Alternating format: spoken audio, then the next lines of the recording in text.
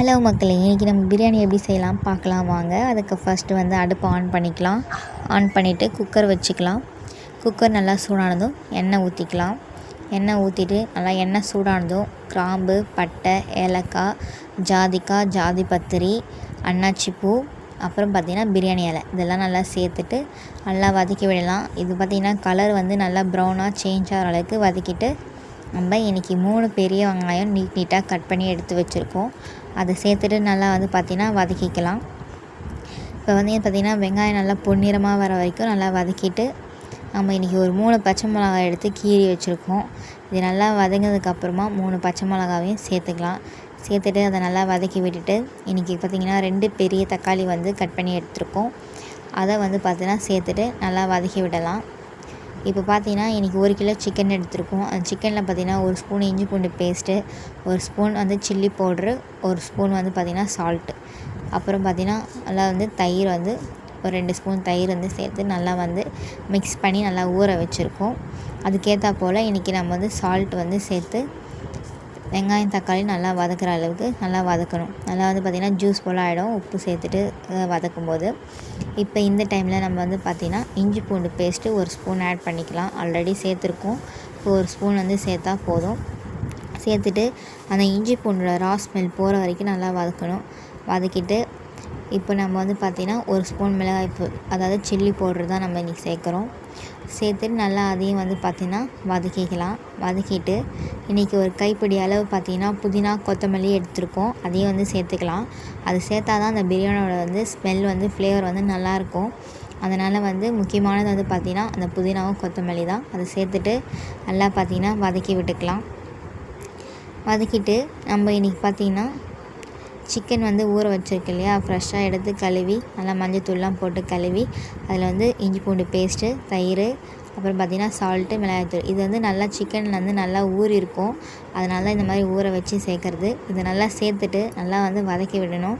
ஒரு 5லேருந்து 10 நிமிஷம் பார்த்திங்கன்னா அப்படியே மீடியமான ஃப்ளேமில் வச்சு அப்படியே வதக்கினே இருந்தேன்னா அந்த எண்ணெய்லாம் வந்து நல்லா பார்த்திங்கன்னா பிரிஞ்சு அந்த சிக்கன் நல்லா வந்து பார்த்திங்கன்னா நல்லா சுருங்கி நல்லா பார்க்கும்போதே நல்லா கலர்ஃபுல்லாக இருக்கும்.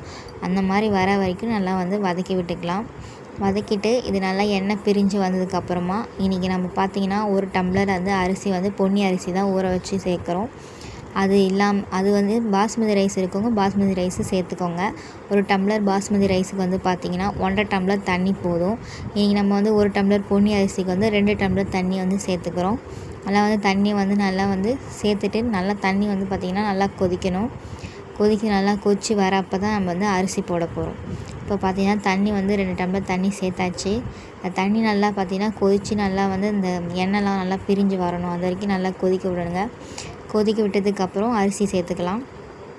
அரிசி சேர்த்ததுக்கப்புறமா உப்பு காரம் வந்து கரெக்டாக இருக்கான்ட்டு ஒரு டைம் வந்து செக் பண்ணி பார்த்துக்கோங்க. அப்படி உப்பு கம்மியாக இருந்துச்சுன்னா உப்பு சேர்த்துக்கோங்க. சேர்த்துட்டு லாஸ்ட்டாக வந்து பார்த்தோன்னா நம்ம வந்து ஒரு அரை லெமன் வந்து சேர்க்க போகிறோம். லெமன் வந்து ஜூஸ் போல் வந்து அந்த அரை லெமன் வந்து சேர்த்துட்டு லாஸ்ட்டாக வந்து ஃபைனலாக வந்து பார்த்திங்கன்னா 1 ஸ்பூன் வந்து நெய் வந்து ஆட் பண்ண போகிறோம். இப்போ அரிசி வந்து நல்லா சேர்த்தாச்சு. இப்போ பாருங்கள் நல்லா வந்து ஒரு கொதி வந்ததுக்கப்புறமா லெமன் சேர்த்தா போதும். இப்போது இந்த டைமில் வந்து பார்த்திங்கன்னா எப்படி நல்லா கலந்து விட்டால் அந்த எண்ணெய்லாம் நல்லா பிரிஞ்சு ஒரு கொதி வரணும். வந்ததுக்கப்புறமா தான் லெமன் வந்து சேர்க்க போகிறோம். இப்போ பாருங்கள் எப்படி இருக்குதுன்னு சொல்லிட்டு இப்போ நல்லா கொதிக்க விடலாம். இப்போ பாருங்கள் ஒரு கொதி வந்துச்சு. இந்த டைமில் லெமன் சேர்த்துக்கலாம். லெமனோட சாறு மட்டும் சேர்த்தா போதும். அந்த கொட்டெல்லாம் இல்லாமல் வெறும் லெமன் ஜூஸ் மட்டும் சேர்த்துக்கலாம். சேர்த்துட்டு நல்லா கலந்து விட்டுட்டு லாஸ்ட்டாக வந்து இப்போது நெய் சேர்த்துக்கலாம்.